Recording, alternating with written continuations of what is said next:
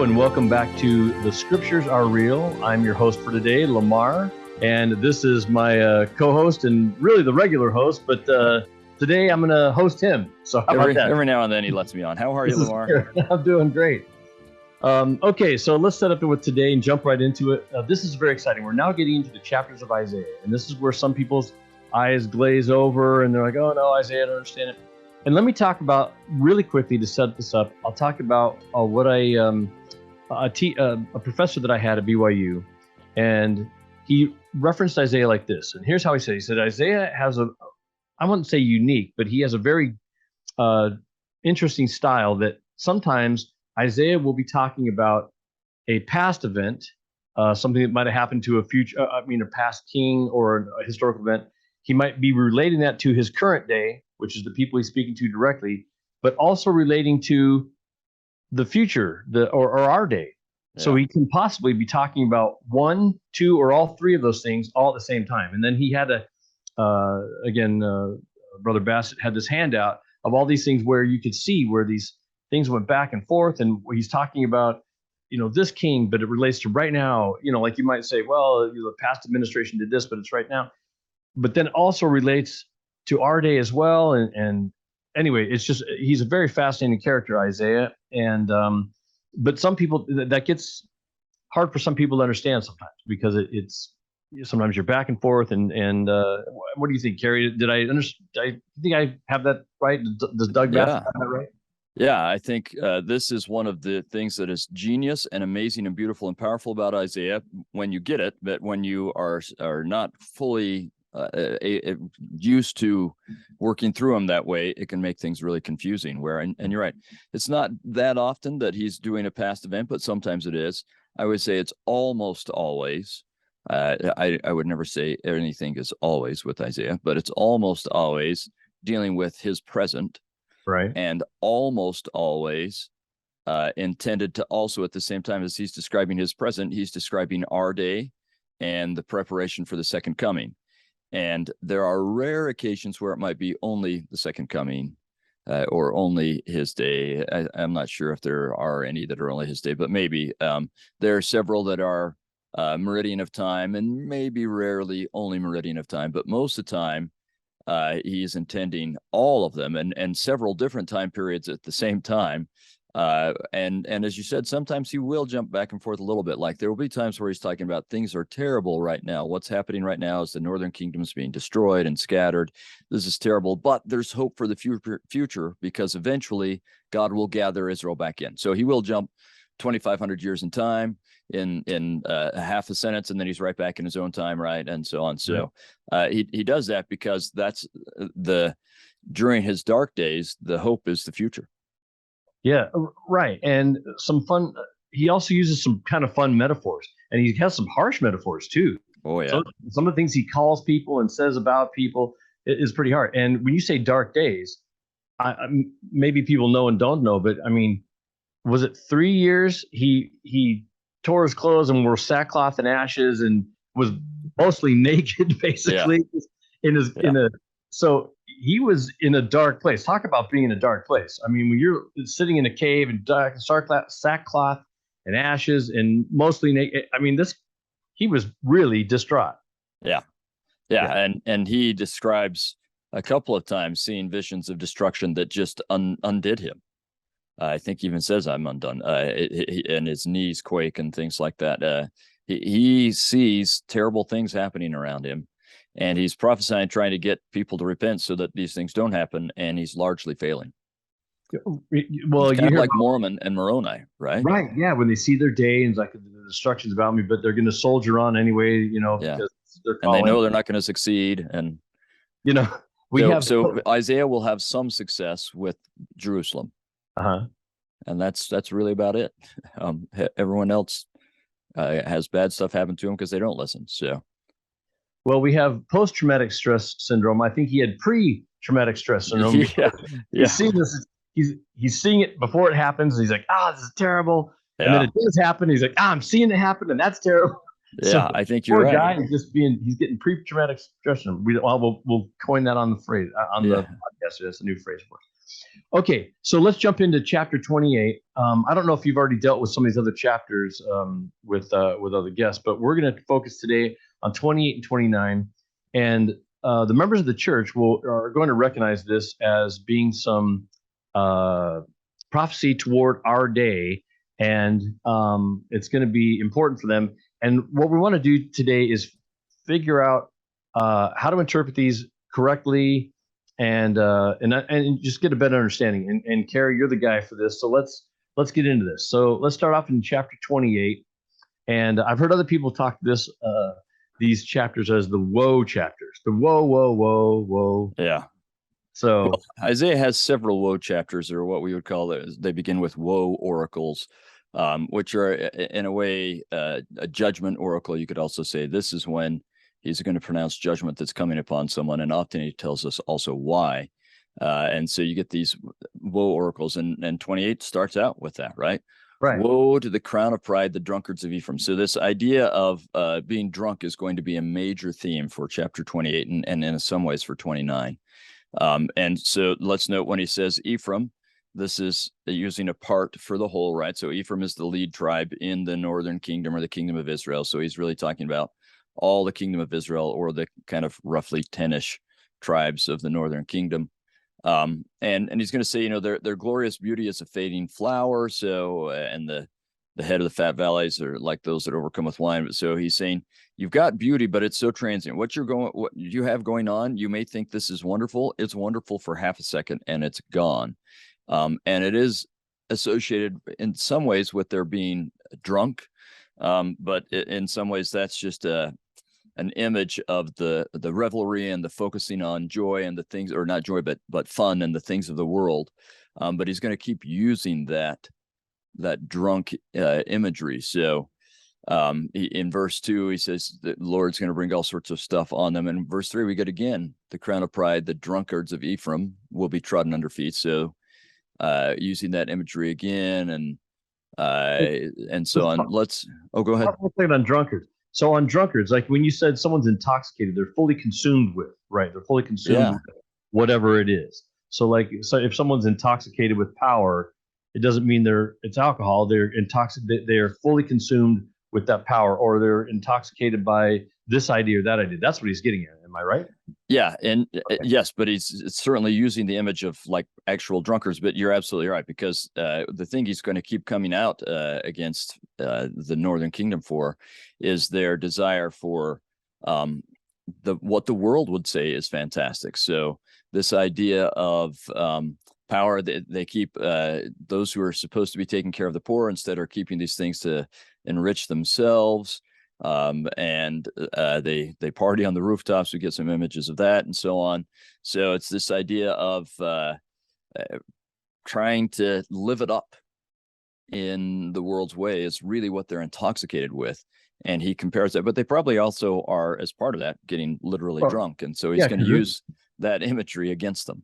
Yeah, this is the time of the groves and things like that. And part of that is getting intoxicated, right? When you go to the groves, you get drunk and debauchery and all that kind of stuff happens. So it's both those things. It's both metaphors. It's metaphor of being consumed with the worldly lust, let's say, and literally being drunk and out of your mind.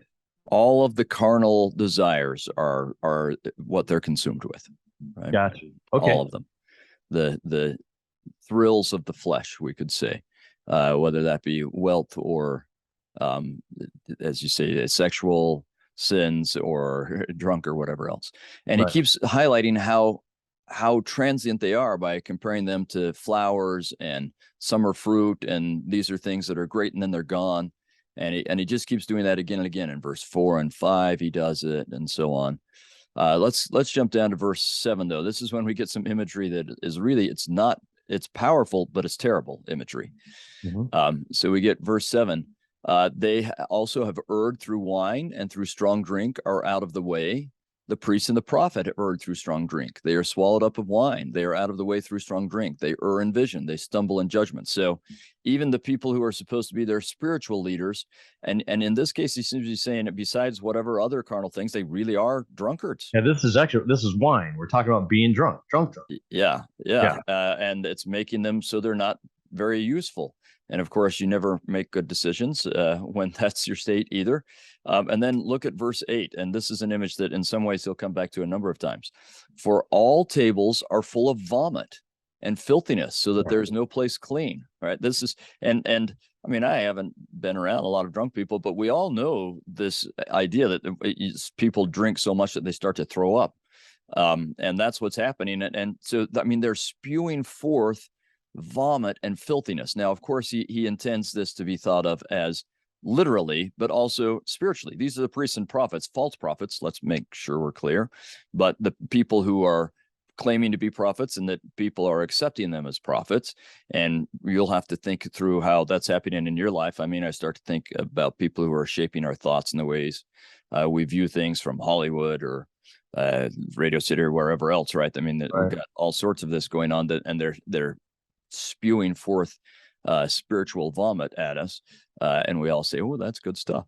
But anyway, it's a powerful image that they are just full of filthiness and vomit, and that's what they're giving us, right? So that then we get verse 9, which leads us into some verses that are fairly prominent and famous among members of the church, but I hope we can cast some more light on them. All right. So sorry, what? I said, excellent. Yeah, let's talk about this, because I've heard some other people outside the church like, you misinterpreted that. And I think what you're going to get at here is, I think there's room for both interpretations. You know, we don't want to overstate some things, but these definitely do refer to what we're talking about, but maybe not in the way the world sees it, the rest of the world, let's say. Yeah, I would agree, and most scholars would go along with one of the interpretations I'll give this, but I want to show how it can actually mean a number of things, and that's the beauty of Isaiah, like you were just saying, right? So, whom shall he, and this seems to refer, the he seems to be the Lord, because it's in verse 5 we've got, in that day shall the Lord be for a crown of glory to the residue of his people. So the people who aren't being eaten up in spiritual drunkenness and so on. So whom shall he teach? And whom shall he make to understand doctrine? Them that are weaned from milk and drawn from the breast. So this is this kind of, we get milk first and then meat, right? So those who are, that immediately you get an image that some people are not prepared to really learn from God, and some people are prepared because they've taken the first steps and they're ready for the second and third and fourth steps, right? Now, here's the translation that we kind of have to go through. For precept must be upon precept, precept upon precept, line upon line, line upon line, here a little and there a little. And we take that to mean he's going to teach us this, and when we understand it, he'll teach us the next stage. And if we understand that, he'll teach us the next stage. And I think that's a valid interpretation. But let's look at what this really says, because the difficulty is in translating into English, because Isaiah is making stuff up here. All right. The words that we're translating as precept and line are not really words. They're like partial words. Right. Letters. What's the Hebrew? Do you have the Hebrew up that you can tell us? Yeah, well, I don't have it up, but I think I remember. So it's kav lakav, kav lakav, tsav latzav, tsav latzav is what it says, right? And that in and of itself sounds like gibberish, right? It's trying to sound like gibberish.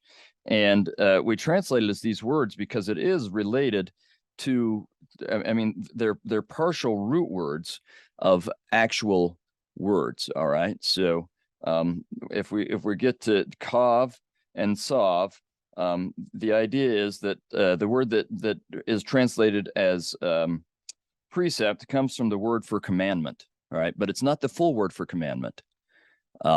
It's kind of like saying manned instead of commandment, right?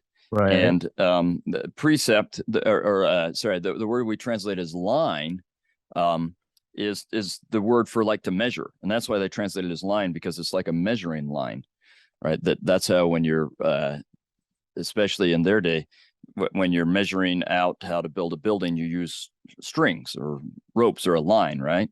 Mm-hmm. So, but it's not the whole word for that either. So it's like saying meant, ein, meant, ein, right? And it just, except for that they rhyme. And so it just sounds like babbling gibberish. So why is Isaiah babbling at us like this? Well, look at the next line. For with stammering lips and another tongue will he speak to his people. So you see, he's saying right there, it sounds like he's when God is trying to teach this to these people, it will sound like he's a stammerer or like he's speaking a foreign language that they don't understand. He's going to give those people who are drunkards, this is going to sound like gibberish to them. But for those who are spiritually prepared, they'll understand it, right? So we know that Paul teaches us that the things of the Spirit are only understood by the Spirit, and it sounds like foolishness to the world. And that seems to be what he's talking about here. And remember, when Isaiah was first called back in chapter 6, he's told to prophesy in a way that those who are not prepared won't understand it. And so this seems to be kind of going back to that same idea. So you're going to have people in Isaiah's day who think that Isaiah is talking nonsense. What? Assyria will destroy us? No. What? We're being idolatrous? No. What? We're not really following God? We're not really following the prophet? No. You're the one who doesn't get it, Isaiah, right? And I can hear echoes of this in our day.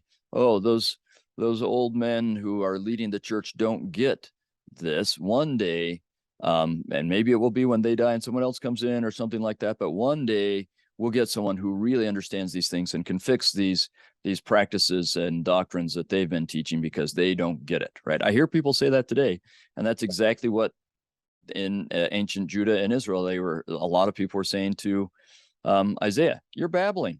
You sound like you're drunk. You sound like a drunken fool. I heard you say another time when we were talking about this that it was like baby talk. Sort of sounds like baby talk, and that's why you get exactly right. Like the half words. You get the half words because you like babies don't get the whole.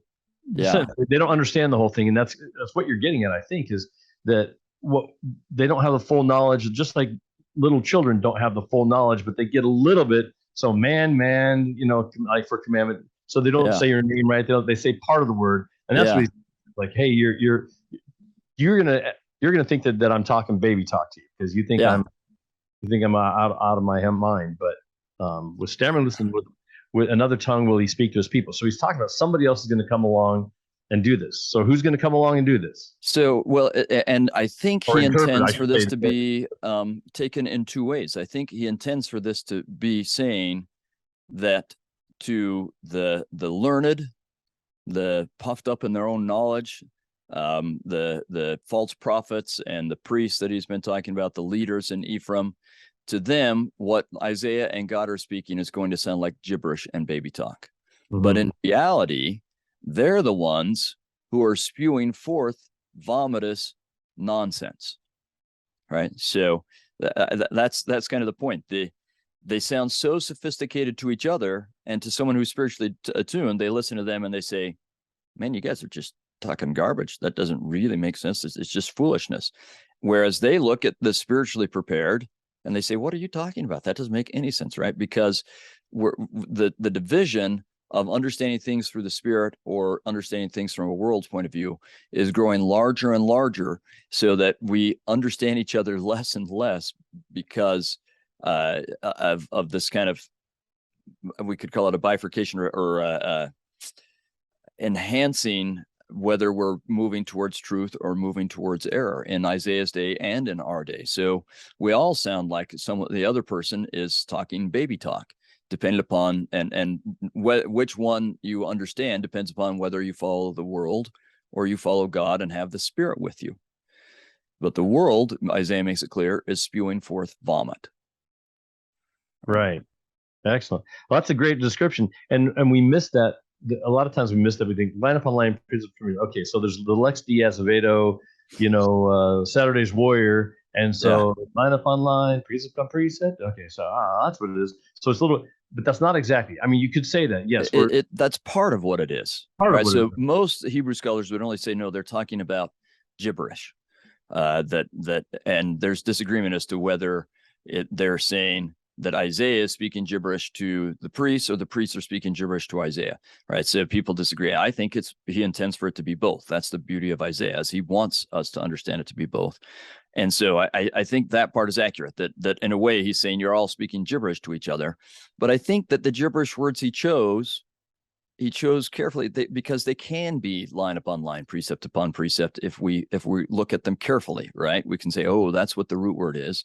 I don't think he could have chosen any kind of words to be just gibberish, but he intentionally chose words that really are related to line upon line, measuring things out and giving commandments.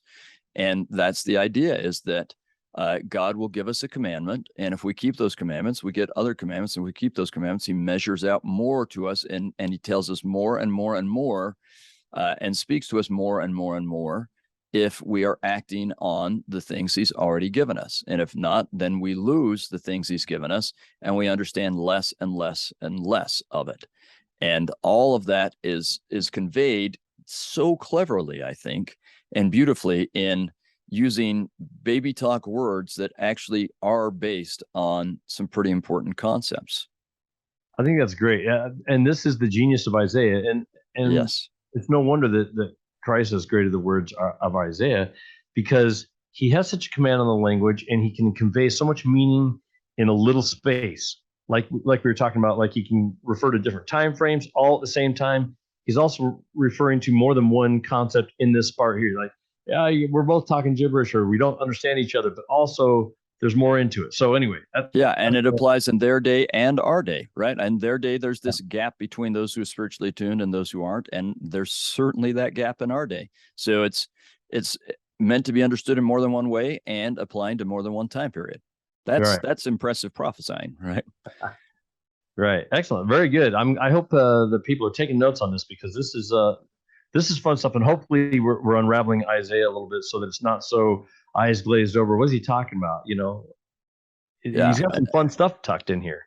And look how he'll keep drawing on this imagery. So let's go to verse 15. He says, because you say, we have made a covenant with death and with hell, are we at agreement? And so he seems to be referring to the idea that they have turned to, remember that the northern kingdom has turned to Syria to make a pact to resist Assyria, and in some ways they're turning to Egypt and so on.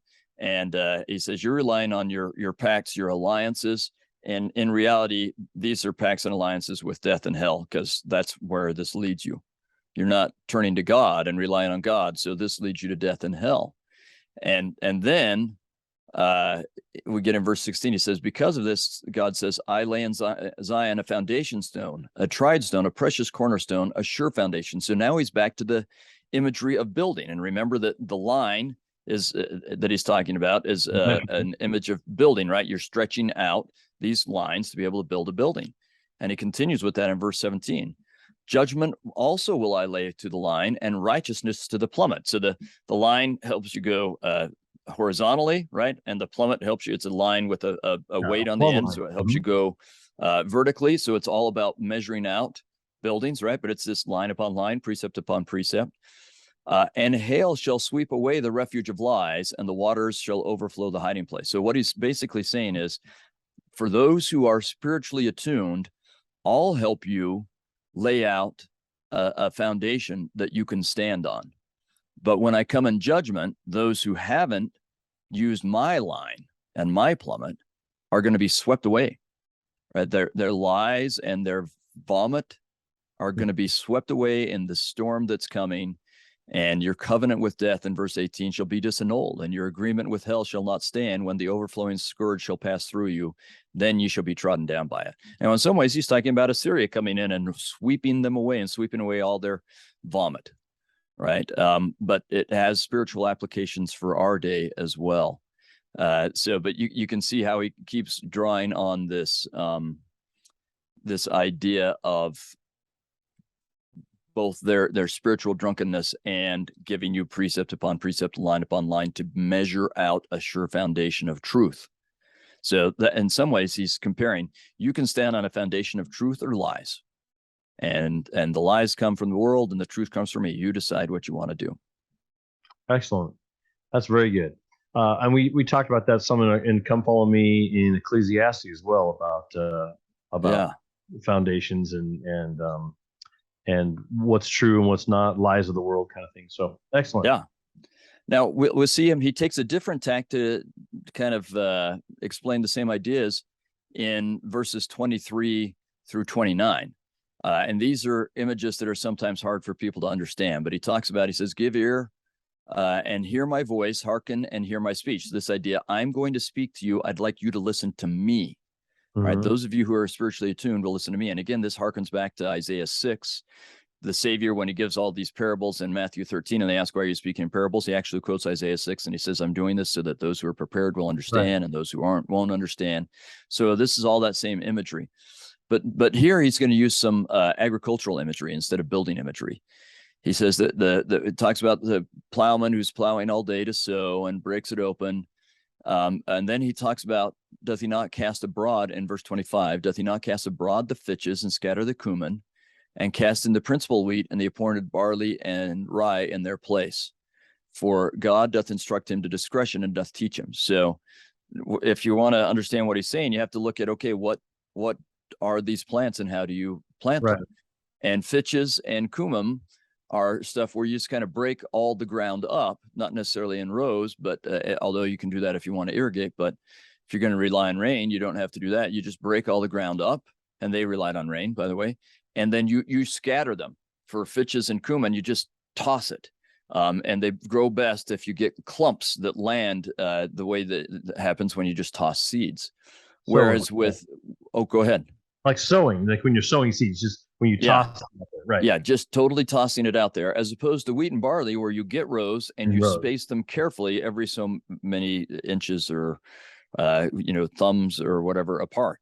And that's so basically saying you plant some things one way and you plant other things another way.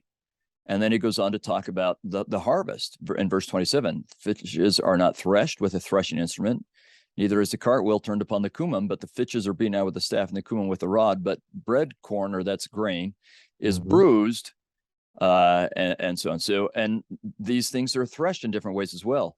Fitches and cumin, you have to pull out gently. If you beat them with a cartwheel or a threshing sledge, then it just destroys them. So you pull those out gently, but with the wheat and the barley and the rye, you put those on stone, and then you bring a cart and a sled with rocks in it, and you bring it over it, and you beat the things to death, and that's how you get those kernels out of there. So again, you've got different ways of planting and different ways of harvesting. Sorry, what were you saying? I was just saying that the different ways of cracking the what do they call the wheat, the sheath or whatever. Yeah. So what is he talking about there? What's the point that he's trying to make there? He that have ears, give him ear. That's what Christ says. He says, so what is he saying there? What's the point? I think he's saying, again, I will teach you according to the way that you are ready. I don't give everyone the same way of teaching and working with you. And I don't just do a shotgun to everyone. I'll give each person, I will sow you and harvest you the way that you are prepared to be sown and harvested. In other words, I'll teach you line upon line, precept upon precept, just the way that you are ready for. However much you are ready for, I'll measure out the next thing to you in the way that is necessary to happen for you, which is beautiful and comforting stuff, right? Yeah, that's great. I think it has to do with if I'm just thinking about, as you're talking about, the reason that these plants grow this way is the root systems, right? Yeah. So the root systems of barley and the things that grow in rows grow down and they grow strong like this, but the cumin it's more of a surface thing. So and they connect to each other, which is part of how they, it's kind of like strawberry patch or mints or whatever. All their roots are connected to each other underneath, and that's how they survive. Yeah. So people this is a great one. I hadn't thought of it this way before. But I like what you're getting there. The Lord is going to reach us where he's going to reach us, because we don't have to all be the same. We don't all have to be like the bishop and do things in this way. This guy does very methodical ways. And sister so-and-so, she does things different. They like to do this and they like to gather, they have different ways of learning. And I like that. Your root systems are different and you're going to gain your nutrients from different ways of doing that. And that can be okay. I mean, we need to be unified in some things. We have to be unified to go the right direction, but we can God will reach you the way that you're ready to be reached. Right. That's perfect. I hadn't thought of that in that way before, but I like that. That's really great. I've learned some new things today, so that's excellent. Thank you. And I think it ties in well with the whole line upon line, precept upon precept idea, right? So it's gibberish to some people. They're the people who aren't going to be planted at all. Right. Or they're planted and they put it on rocky ground and they Right. don't grow, or however you want to say it, right? Sun scorches them, yeah. Yeah. But for people who are ready to receive it, then God will work with them in whatever ground and whatever root system they are prepared to be, right? Very good. That's excellent. That's a great way to finish off 28. And then Now, it doesn't negate the fact that we talk about line upon line in the church. We talk about being taught a little here, there, here a little, there a little. That still is not. It's still there. It's included in that. But there's more to it than just like he's teaching us. It's like you don't want to leave out the part that the rest of the world does not hear that at all. They hear gibberish and hear the beginnings of what you're supposed to hear. You hear the beginnings of language, of Lord's language. And Nephi will use this idea line upon line, precept upon precept, very much in a line upon line, precept upon precept way. But I would guess Nephi understood the different ways this was could be taken. And I think if you look at it with that in mind, you can see, well, Nephi's got a touch of that as well. I think he understands that some people aren't going to get this. To some people, this is gobbledygook or baby talk, right? Right, because we know that Isaiah is on the brass plates, right? So he's read this as well. So, right. Well, and he quotes it. I mean, he quotes 28 and 29. He quotes line upon line, precept upon precept, those lines. So, and that's where in the church we get that we feel it. Oh, that's what Isaiah means, and he does mean. We're not taking that away. It's just there's a little more understanding in the Old Testament, and we bridge with some of our other religious groups that believe it's different. I think there's room for both of those. Well, that sets up nicely what we're talking about. Did you want anyone you want to talk about on? No. Let's transition to 29. Okay, so this is excellent because this is a great setup for the next part, and this is a personal story for me. When I was on my mission, I met with some other guys from the Lutheran faith, and they were, I think they were honestly, they weren't trying to just catch me as a missionary and bust me, but they really wanted to know what these missionaries were talking about. And my companion and I went there, Elder Outerkirk and I went to there, and their names were Frank and Mike, and they said, and we talked about this one here. Now, LeGrand Richards wrote a great book called A Marvelous Work and Wonder, which is quoted in here. Is there anything you want to talk about first before we get to the Marvelous Work and Wonder? No, I mean, we'll have to, we'll go back and forth in a couple of ideas in this chapter. So this is a great way to start. So anyway, I'm meeting here with Mike and Frank, with my companion. We're talking about this, and we're talking about the marvelous work that's about to, and remember that this is also in D&C 4, a marvelous work is about to come forth among the children of men. Therefore, O ye that embark in the service of God. So we're talking about this marvelous work and wonder, and it's mentioned here in this chapter. And then we, in that there, it says in Isaiah 29 that they shall speak out of the ground and out of the dust. It's verse 4. And thou shalt be brought down and shall speak out of the ground, and thy speech shall be low out of the dust, and thy voice shall have one that hath a familiar spirit. Now, this is what they said to me. They said, well, we look at this familiar spirit, and in the church we might interpret that as, oh, that's a familiar spirit, like someone, like you're familiar, like something you've known before. Yeah. But what it strikes a chord with you because you've somehow kind of always known this. Right. Now, what they said to me was this. Well, we researched that phrase, and the Hebrew phrase really means like a soothsayer or a wizard and all those ones that peep and mutter. And I'm like, well, I don't know about that, but I'm going to go research it. And I went through all the different ones that I had. And again, as a missionary, I had limited resources, and I was quite young then, so I wasn't familiar with this. So I found that I'm like, you know what? All the references that I have also say it refers to like a soothsayer. Everywhere that the Old Testament says familiar spirit, it talks about a soothsayer or a necromancer, wizard or a necromancer. One of those people, which generally we even think to get. So I'm going to be the missionary here. So I'm the missionary, and I come to my institute teacher, and I'm like, hey, Brother Muhlstein, Frank just told me that this is a familiar spirit, one that peeps and mutters. Are we talking about, the Nephites or Joseph Smith being a soothsayer? What are we talking about? So great question. And I'll say Frank's not wrong, but he's not getting it all right either. He's getting part of a larger picture. Mm-hmm. So, but I think that this is an important point because He talks about Isaiah. We'll talk about this marvelous work and a wonder. I think it's verse 14. We'll get to that. Nephi picks up on that and definitely says that the coming forth of the Book of Mormon is a fulfillment of that. Nephi is pretty clear about that. Oh yeah, in the chapter heading in the LDS scriptures, a people, and it says in quotes, and the Nephites will speak as a voice from the dust. So this is in our doctrine. This is what it's referring to. Yeah, and then it talks about the sealed book, and it says in parentheses in our heading, the Book of Mormon. Right. So again, this is one of these times, and I think I've said this on an earlier episode of the podcast, but I can't remember for sure. So I just want to make sure we say this. The chapter headings. Oh, I know. We talk about this in depth, and one that comes out also this week in an interview with Josh Sears. But the chapter headings give you an interpretation, not all interpretations. And so we don't want to take them as they're valid, but not comprehensive. Let's put it that way, right? Okay. So don't rule out all other possible meanings of Isaiah. Isaiah intended more than one meaning, and there's no way that these short chapter headings can cover all potential meanings of Isaiah. Even my 500 and whatever page commentary, I often found myself saying, oh, there's so many more possible meanings, but I can't keep writing more because now it will be a 5,000 page commentary and no one will print that or buy it. So right, which is the genius of Isaiah. He can be meaning more than one thing at a time, and multiple things, many times. So let's look at this chapter, and we'll see how it ties with the previous chapter.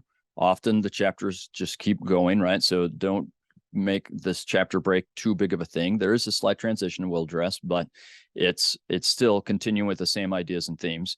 And we'll look at how this can be taken a number of ways, including some of the ways we take it in the Restoration. But as so often, I think we'll understand it best if we first look at how would this have been taken in Isaiah's day, and then we can apply it to other time periods better.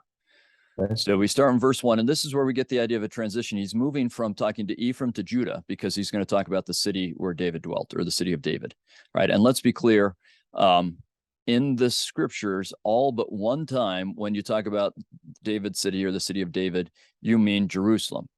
Luke, who was a Greek who had never been in the area and didn't know really much about what was going on, he called Bethlehem the city of David. And okay, so David was from Bethlehem, so that can be valid, and we can allow Luke to say that. But don't get confused and think that it means Bethlehem any other times. That's the only time. So it's Jerusalem the rest of the time. So we get woe to Ariel. We'll come back to that word. Woe to Ariel, the city where David dwelt. All right, that's Jerusalem for sure. So we have to figure out what in the world does he mean by Ariel. Well, Ariel, the Hebrew word Ariel means hearthstone. So it's possible that he's saying woe to the hearthstone of Jerusalem. But I think it's more likely you can also, so R-E-L is either hearthstone or it's two words put in construct form in Hebrew. So R-E-L meaning lion of God. And I think that's probably the more likely interpretation. Woe to the Lion of God, because that's a phrase that's given to David. All right, so woe to the Lion of God and to Jerusalem because David dwelt there. So it seems to be saying woe to Jerusalem, the city where David dwelt, just with a nickname for Jerusalem, kind of like the Windy City or something like that, or the Big Apple. Which is still, by the way, the coat of arms on Jerusalem is a lion. Yeah. Yep. And in fact, you'll see it all over the place because all the manholes have it on there. That's right.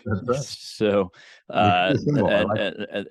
it's definitely how the city of David is thought of as David's city. And so it's the city of the Lion of God. So this works really well. And so it is kind of like saying, woe to the Big Apple, the city where, I don't know, we could choose Rockefeller dwelt, right? Or something like that. But anyway, so it's woe to Jerusalem is what he's saying. And in verse 2, he says he's going to distress them. And verse 3, I will camp against thee round about and will lay siege against thee with a mount, and I will raise forts against thee. So God is saying he's going to lay siege to Jerusalem. Well, we know that actually happens. God says to humble them, he'll bring in the Assyrians, and the Assyrians actually lay siege to Jerusalem and camp against it, right? So there's a pretty real and literal fulfillment of this in Isaiah's day. Isaiah is prophesying about it before it will happen, but it's going to happen. All right. And then we get verse 4, and thou shalt be brought down, and shalt speak out of the ground, and thy speech shall be low out of the dust, and thy voice shall be as one that hath a familiar spirit out of the ground, and thy speech shall whisper out of the dust. So let's talk about kind of how this literally happens and about the meaning of familiar spirit, and see if we can get something out of this. We know that people in Jerusalem, some of them died, but what happens more than Jerusalem, by the time the Assyrian army gets to besiege Jerusalem in 701 BC, they have already gone through all of the countryside of Judah and destroyed everything.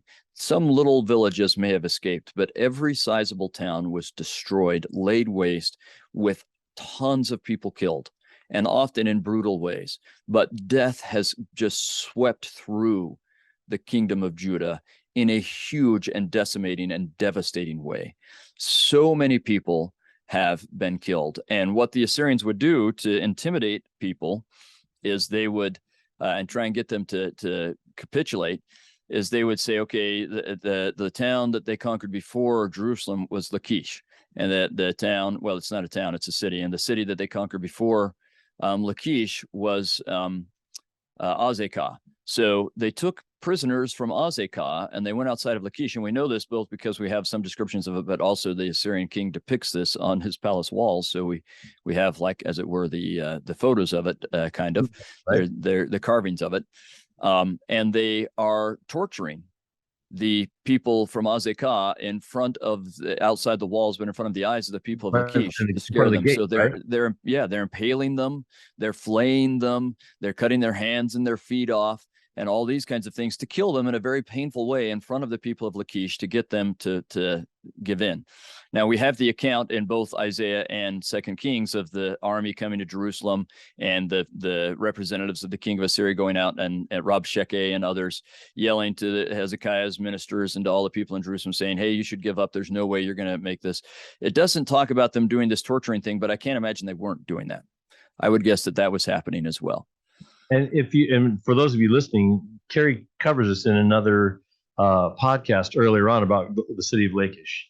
And the same thing, this horrible stuff that happens right in front of the gate to get them like, hey, don't make us break down the gate, or this is going to happen. If you let us in, this won't happen to you. We'll just be all friendly and just take you over anyway. Yeah, just you won't have to go through this anyway. So it won't be quite as bad for you. Yeah. That's when we did 2 Kings 18. If you want to go back to that episode, we talked about it in the 2 Kings 18 episode. Well, it's an episode that covers a number of chapters, including 2 Kings 18. So you have a lot of people who are dead and buried as they are coming to Jerusalem to camp against Jerusalem. All right. So let's keep that in mind. And let's talk about a familiar spirit. So a familiar spirit in Israelite culture is someone who that is dead, that's passed on. And so the reason why it's almost every time a familiar spirit is brought up, it's condemned, is because it's brought up in the context of condemning the wrong way of trying to interact with the dead, because they had... in the cultures around them, there were lots of people who would, you can call them a witch. The witch of Endor is one, or necromancers, but people who would say, if you want to get help from someone who's passed on, and this is huge in Egypt, by the way, and God first starts warning them about this as they come out of Egypt, where they write letters to the dead and they ask people from the dead for knowledge, they ask them for help, and so on. But it happens in the cultures in Canaan as well. And so you get people, and basically you have like a seance.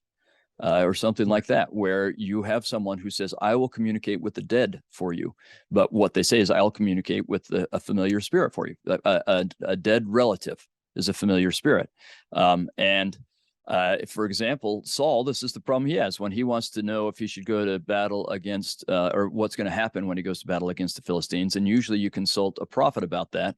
But he's far enough removed from the spirit that he doesn't feel like he can consult a prophet. So he goes to the witch of Endor. Right. And I was going to bring this up. What's that? I was going to bring this up, and this is probably worth reading that one because it will clarify what the familiar spirit, because what you're saying is why Saul gets in trouble is not because he is in trouble for wanting to know this thing, but instead of going to the prophet, he went to a soothsayer. Yeah, that's right. It's okay to get spiritual messages from other people, dead or angels or otherwise. That's not a bad thing if it comes from the correct source, is the point, right? That's exactly right. And we have lots of stories in our church history where we believe that God sent someone from the other side of the veil to communicate with someone. Right.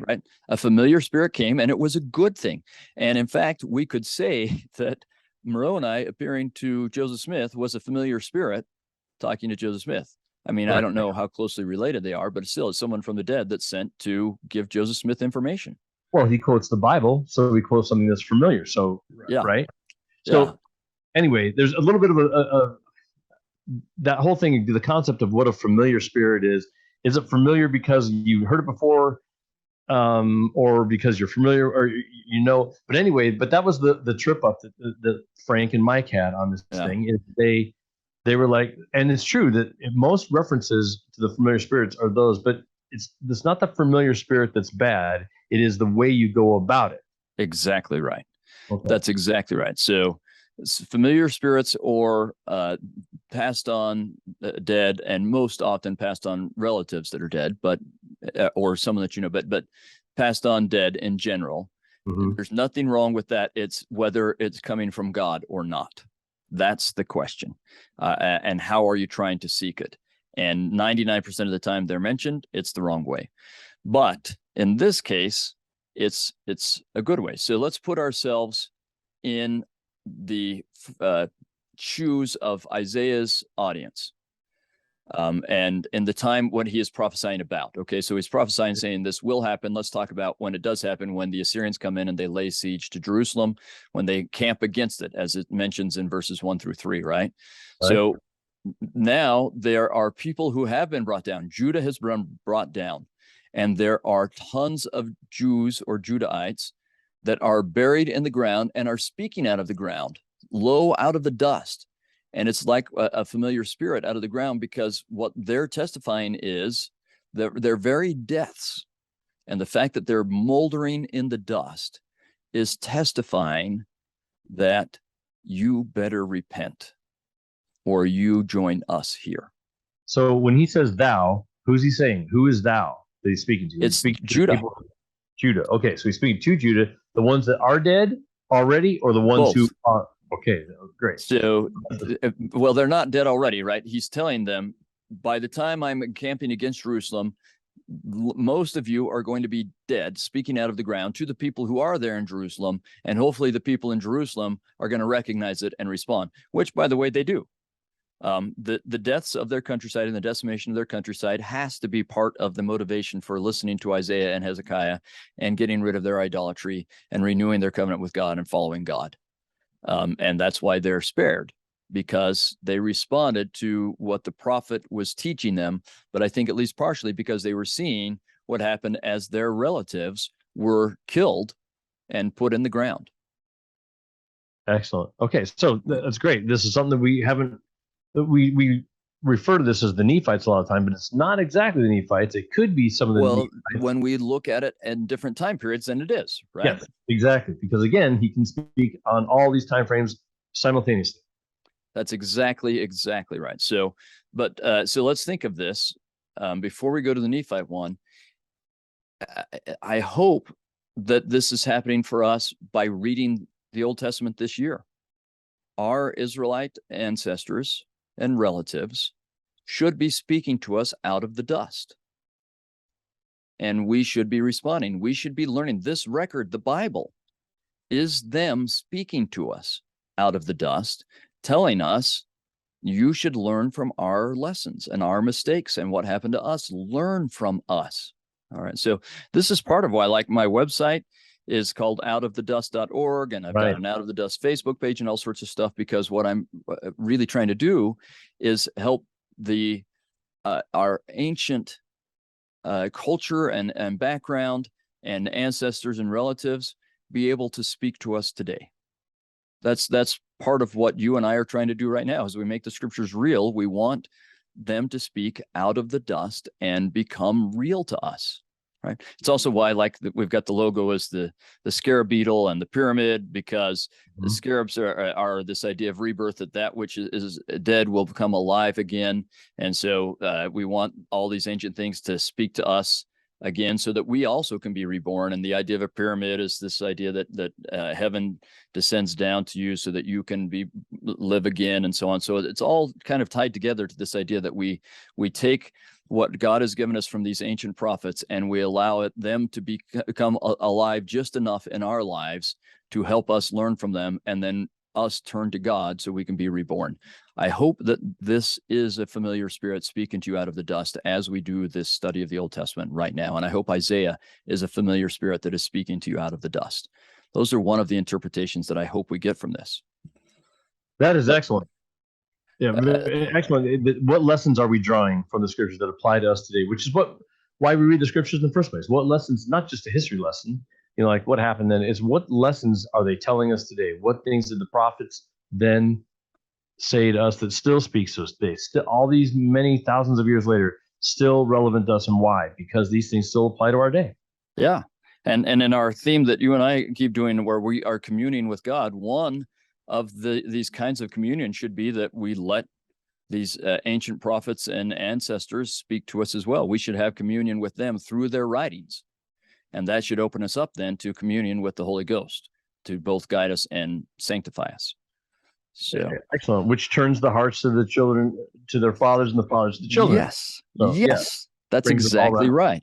Yeah. And that phrase in Malachi is specifically about the covenant and learning from about our ancestors who were in a covenant and what happened with them. And here we are learning about ancestors who, when they were breaking the covenant, this happened to them, and then they repented and they kept the covenant and good things happened to them. And so our hearts are being turned to those fathers and their covenant. And we are learning and being touched by them. It's perfect. So all of these are fulfillments of this prophecy, right? And then, as you said, another time period is the Nephites. They're also Israelite relatives whose record was buried in the ground and then comes out of the ground. They died and they're buried in the ground, and their story comes to us out of the ground and should speak to us, right? So the Nephite record and what it does for us should be exactly like what we were just talking about with the record of the Jews. And the Book of Mormon makes it clear that both of these records should work together and do that thing together. And I think we can throw the Doctrine and Covenants in there as well now, and that those people should speak to us from the dust. And it's part of why we learn about pioneer ancestors, whether you're descended from them or not. Learn about them and learn about your own ancestors and let them speak to you out of the dust. All of those are valid fulfillments of a familiar spirit speaking to us out of the dust. There's still much more in 29 I want to go through, but that makes just a nice full circle about how what we're trying to do. This is why you have all those things called out of the dust, all those different platforms, and why we read the scriptures, how this brings us together. This is a nice culmination of the gospel, all right at this point. This is why we study the scriptures. People are like, well, I have to read these dumb things. It's old and the weird language, and it's millions of years ago, and who cares? This is why it matters. This is why it matters to us now, is that these people are no different than you and I in their foundation. They're on their commute, and they're trying to commune with God. They're doing their thing, and we can learn from their lessons, and this is what happens. So verse 4 is for our day, even though it was for Jerusalem at the time. We get just as much out of verse 4 today as the people who had the Assyrians at their gate. Amen. Okay, good. All right, now let's go on, though. Isaiah is not that far different from Lehi and Nephi. When's this happening right here? This is somewhere around like 730 to 720 BC, and he's prophesying about 700 BC. So Nephi is like 100 years later. Yeah, 100 years later, which is, it's less than the founding of the United States, let's say. So this is like us saying Joseph Smith's period, 1860s, 1850s, that kind of thing. Yeah, so that's like 200 years ago, even, right? So, yeah. So it's like us saying Heber J. Grant. Yeah, right. Okay, yeah, it's even better. Joseph F. Smith. That's probably about right. It's Joseph F. Smith to Heber J. Grant. Well, Heber J. Grant's president of the church like in the mid 1920s. So yeah. So that'd be about right. Heber J. Grant. Yeah, even better. So we're talking about that. I wasn't around with Heber J. Grant, but he's not that far away. He's not as far back as Brigham Young and Wilford Woodruff. He's not 1800s. He's 1900s. Yeah. So I'm just stories about him throwing a baseball I can relate to. Exactly. So Lehi is not that far removed from Isaiah. Yeah. And Nephi knows his writings and things like that. So they're not the exact same generation or whatever, but they're still not that far away. They remember the destruction. So the destruction of Jerusalem So Jerusalem escapes destruction at this point because they do listen to Isaiah. Right. But they don't escape in another 100 years. Right. The Babylonians are back, and they're gonna, they're gonna wipe out everything. Babylonians, right? Yeah, Babylonians. Yeah. The Babylonians are going to be back in another 100 years, and they're going to wipe out Jerusalem, which is what Lehi and his family escaped from, the Babylonians. But at this point, they escaped from the Syrians. So here's why I'm bringing that up. We're talking about this low out of the dust, the ground should be a familiar spirit. This is 100 years before the Nephites really get out of there. However, again, this is thou shalt be brought down. So who is thou? Again, it's the people that already have died as a testament to what's going to happen in Jerusalem. This also speaking to Jerusalem. You're going to be brought down low. So it's referring to, again, 3 time periods. People who've already died, the people in Jerusalem at the time who may die if they don't pay attention, but then eventually do get creamed by the Babylonians, and then the people in Nephi later who speak out of the dust to the people. So here's an example of all 3 time periods in one shot that Isaiah is referring to. So when we as members of the church say, "Oh, this is the Book of Mormon," and then other people come along and go, "It's not even the same time period. We're not even talking about the Babylonians. We're talking about the Assyrians now." We can say it applies equally across all those time frames. With Isaiah, the answer is usually all of the above. Yeah, perfect. Yeah, answer it's D. The answer is D, all of the above. Yeah. So it happens all those ones, and it applies to us as well, even though we're thousands of years off of what Isaiah is or where Isaiah was time-wise, but it still works for us today. When you read the scriptures and they speak as one out of the dust and you hear that voice, you are the same as the people in Jerusalem who were like, "Oh, yeah, Isaiah is right. We got to get ourselves together." Yeah.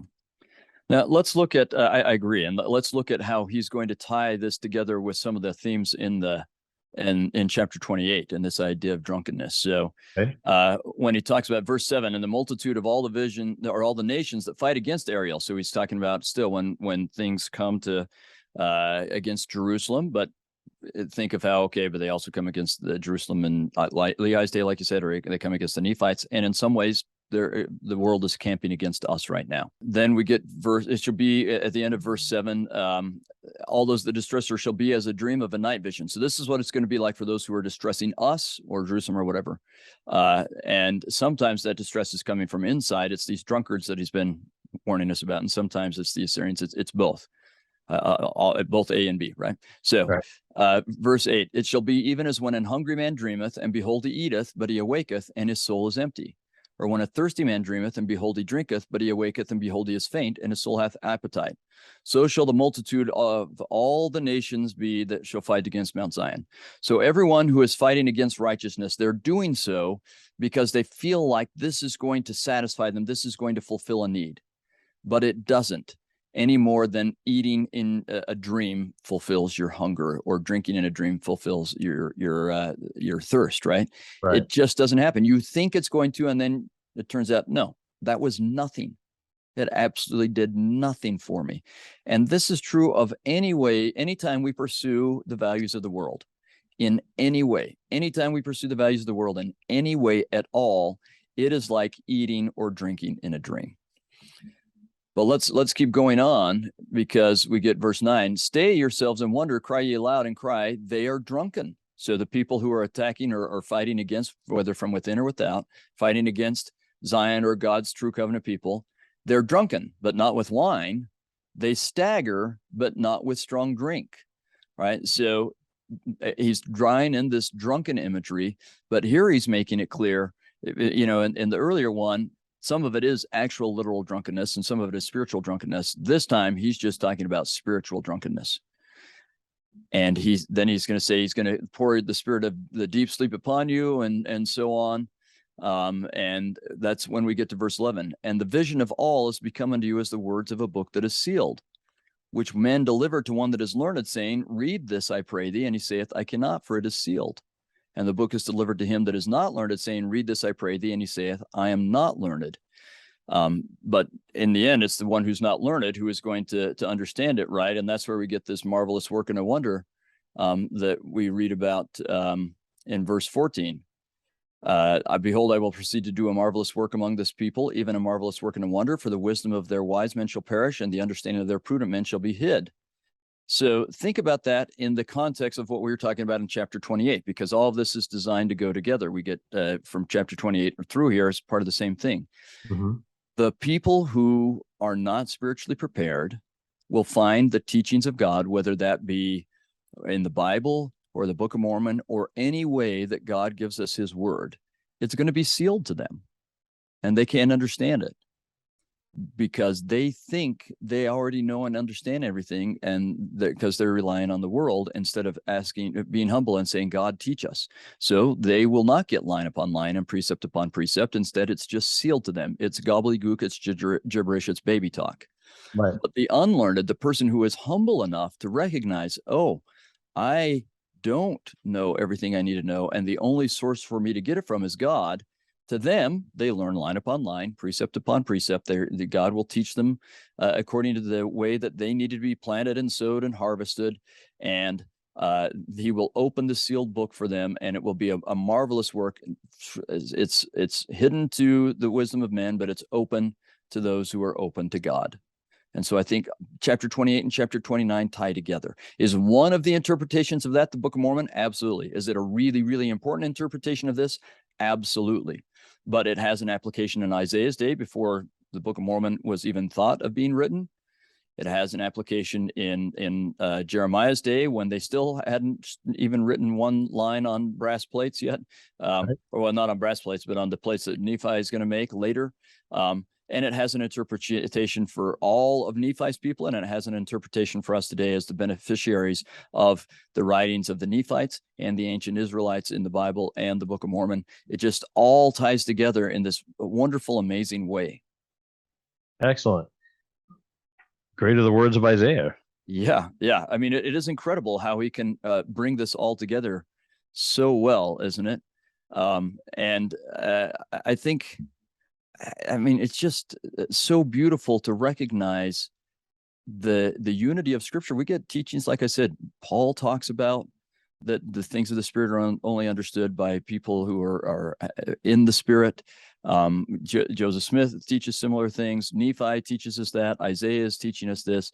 This is a constant theme in Scriptures. Christ taught us this. If you're prepared and looking to be taught from God, you will. And if not, it won't make any sense to you, and you'll make fun of everyone who is actually learning from God. Right. It'll be gibberish to you. Yep. Or sealed. So you'll stand in a great and spacious building and point your finger at them and make fun of them. There you go. There it is again. Yeah. These things, these themes that we see among people are, I don't want to say eternal, but they are, at least for this earth, they repeat and repeat and repeat. These cycles repeat. And It's on us to realize what part of the cycle we're in and get ourselves out of that cycle. When we see that pride creeping in, we get out. Yeah. All right. That's great. Let's jump to the last couple of verses of the chapter to just see how they tie this up. All right. So we'll go to verse 22.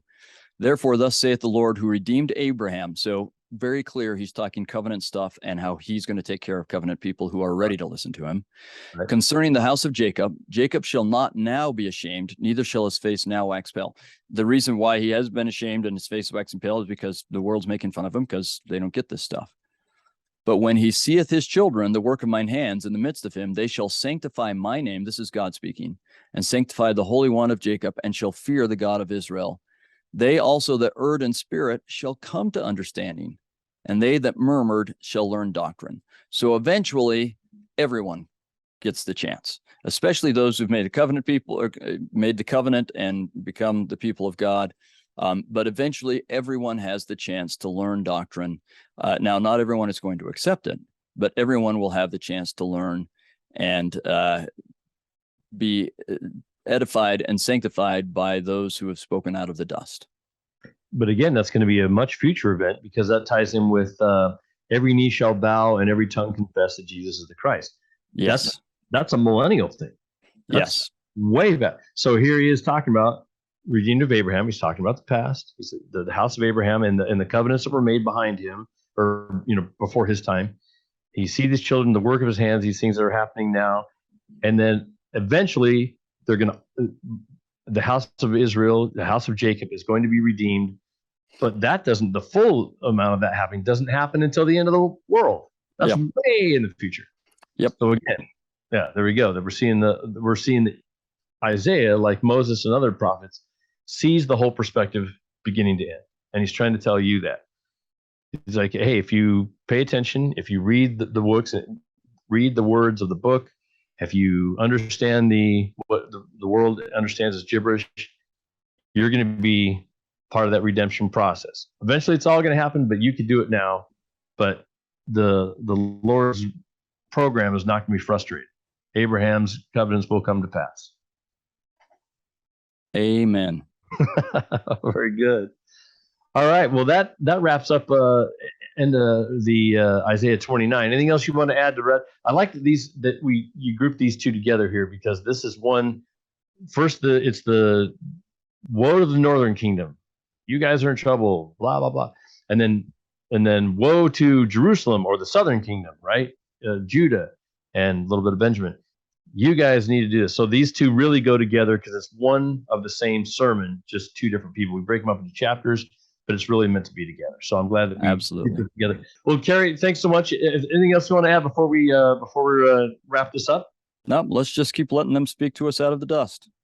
Excellent. All right. So get out there and commune with your ancestors and with the Lord at the same time as we read these scriptures, and as we learn more about the lessons from those that have gone before us and what they can do, and hopefully we don't make the same mistakes. Learn from their mistakes before we make those.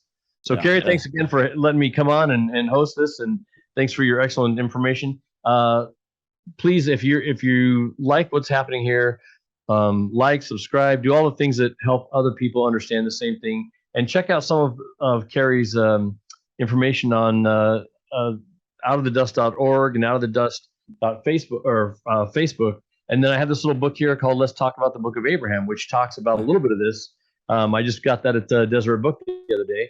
And I think you should pick that up, because it also references it a little bit in here, the Professor Anton thing. So which is part of it. So there's a lot more to learn out there. Go out and share this with people so that we can get the word out, and they can also benefit from the scriptures. All right, that's all for me. Thank you. See you later.